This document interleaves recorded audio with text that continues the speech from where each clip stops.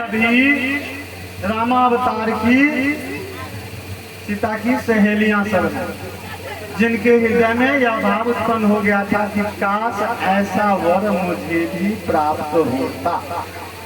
तो जितनी सहेलियों के हृदय में यह भावना जागृत हुई, प्रस्फुटित हुई, उन सभी सहेलियों को भगवान ने अब की बार यहाँ बुला लिया है और उनकी इच्छाएं पूरी हो रही। सबकी इच्छा भगवान कृष्ण के द्वारा इस युग में पूरी करने हेतु यह रास विहार शरद पूर्णिमा के सुंदर दिव्य परिस्थिति में भगवान आरंभ करते हैं, अपने वंशी की मधुर तान छेड़ते हैं, सभी भाव विभोर होकर के नृत्य करने लगते हैं। वह जो उत्तम दृश्य उत्पन्न होता है, वह जो दिव्य दृश्य दिखाई पड़ता है, सभी नाच गा रहे हैं, वे शुद्ध हैं और भगवान कृष्ण की वंशी की तान सबको बेसुध कर। अब इतना दिव्य रूप जो भगवान के द्वारा प्रस्तुत किया गया, देवताओं के समूह को भी देखने का देख रहे हैं, वहां से दूर से जानकारी हुई। अब इन सभी देवताओं में से वैसे देवता जिन्होंने कामदेव को जला करके भस्म कर दिया, कामदेव की बाण का प्रभाव भी किस देवता के ऊपर नहीं पड़ा था, तो फिर महादेव ने कामदेव को जला करके भस्म कर दिया। लेकिन यहाँ भगवान के द्वारा जो यह दिव्य लीला की जा रही है, उस मनोहर लीला को देखने की इच्छा भोला बाबा के मन में हो गई, जागृत हो गई।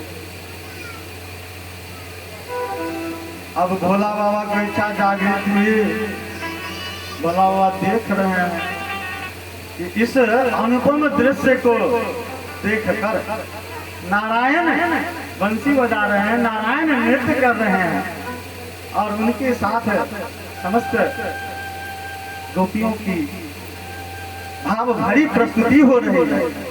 इस दृश्य को देखने का अवसर किसी प्रकार मिलेगा।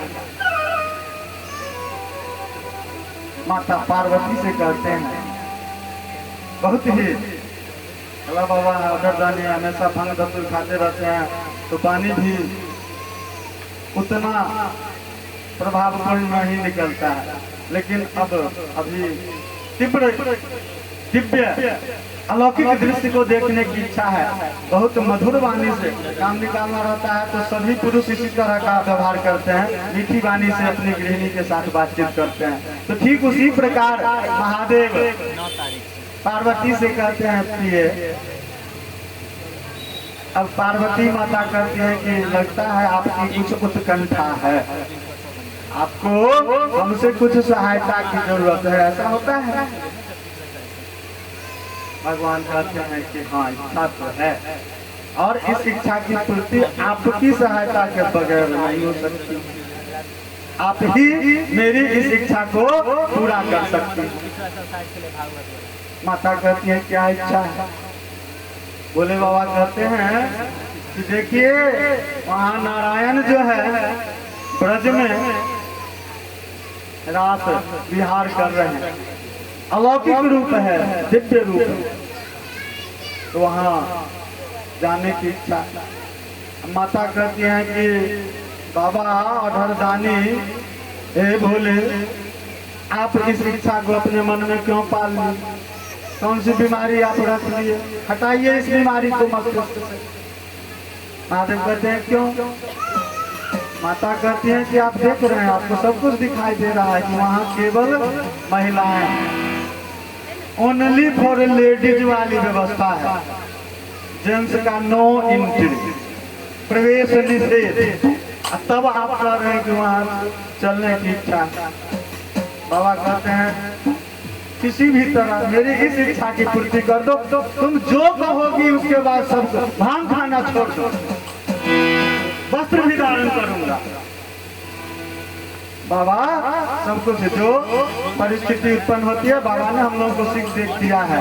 इसी प्रकार हम लोगों का भी कर्तव्य बनता है कि काम निकालने के लिए उनके समक्ष नतमस्तक होइए। तो केवल काम निकालने तक ही नहीं, हमेशा के लिए परमानेंट होइए, ताकि सफल जीवन चलता रहे। तो काम निकालने के लिए किए, उसके बाद नहीं किए तो गंगाजल से सिद्ध किया हुआ नारियल का मोटा मोटा नुकीला तैयार रहता है सबके घरों में, देवियों के द्वारा तैयार करके रखा जाता है। जय जय श्री राधे। प्रसंग आता है तो उससे संबंधित जो बातें होती है स्वतः प्रस्फुटित हो जाती है। तो बाबा ने पार्वती से काफी प्यार भरी बातों में विनती करते हुए, आग्रह करते हुए कि मेरी इस अभिलाषा को तुम पूरी करो। अब पार्वती कहती है ठीक है पूरी मैं करूंगी, लेकिन आप ही बताइए वहाँ केवल औरतों का जाना, पुरुष का जाना नहीं है, आपको कैसे वहाँ पर मैं लगा। अब महादेव कहते हैं कि बहुत सरल उपाय है, मुझको तुम सारी बारी पहना दो, औरत का रूप मुझे दे प्रदान कर, और तब चल मैं घूंघट डाले हुए रहूंगा। और बोली भी बाबा का बदल गया तुरंत, स्त्रीलिंग में बोलने लगे मैं घूंघट डाली ही रहूंगी ताकि कोई परख नहीं सकता। और बाबा ने कहा कि वहां हम लोग चलेंगे, तुम कहना कि मेरी सहेली, इस तरह वहां हम जाएंगे, इस दिव्य रूप को देख ले। तो इस भाव को हमारे संगीतज्ञों के द्वारा गायन के रूप में प्रस्तुत किया गया है कि बाबा किस तरह से पार्वती मैया से कहते हैं और रास देखने की इच्छा जो उनकी व्यक्त हुई है। तो बाबा की इच्छा जो जिस रूप में है, उस भजन से पूर्व हमारे संगीतज्ञों के द्वारा रास से संबंधित 2 पद प्रस्तुत किया जा रहा है, लोग श्रवण कर